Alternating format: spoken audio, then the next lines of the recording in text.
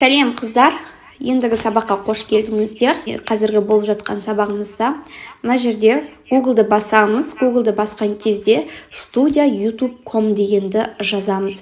Бұл яғни сіздердің YouTube каналдарыңызға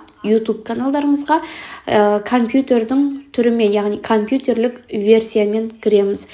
Мына жерге YouTube студия дегенді басамыз.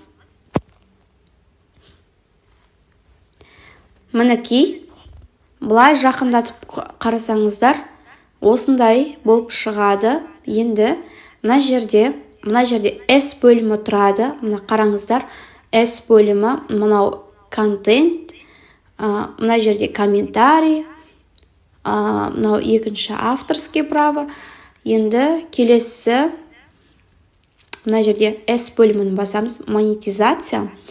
И осы жерде монетизация бөлімінде мына жерде қараңыздар, бірінші яғни бізде керегі подписчик, яғни мына жерде 1000 подписчикке толу керек.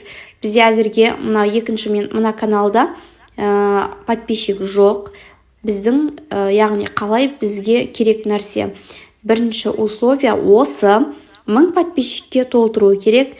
0, яғни 4000 сағатқа жеткізу керек. Онан кейін мына жерде 0 просмотр деп тұр ғой. Бұл жаңағы YouTube-тағы шортсқа қажетті дүние. Яғни YouTube-тағы шортсты 10 миллион просмотр жинау керек. Бұны кейін айта жатамын. Мына жерде екінші шарты бар. Бұл двухэтапная аутентификация. Осыны сіздер толтыруларыңыз керек. Яға осыны қосу керек. Включить деген тұрады мына жерде көк жазумен. Осыны басамыз. Міне. Енді продолжить дегенді басамыз. Продолжитті басамыз. Міне. Енді бұл жерде өздеріңіздің каналдарыңыздың, яғни жаңағы аккаунттарыңыздың паролін жазасыздар.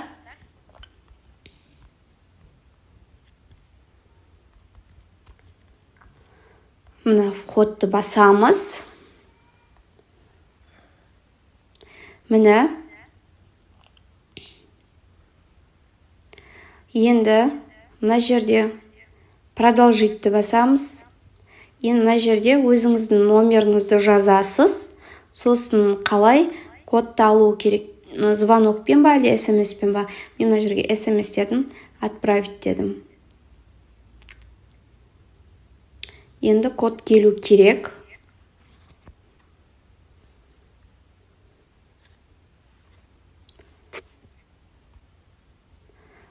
Код келді. Мына жерде код келді.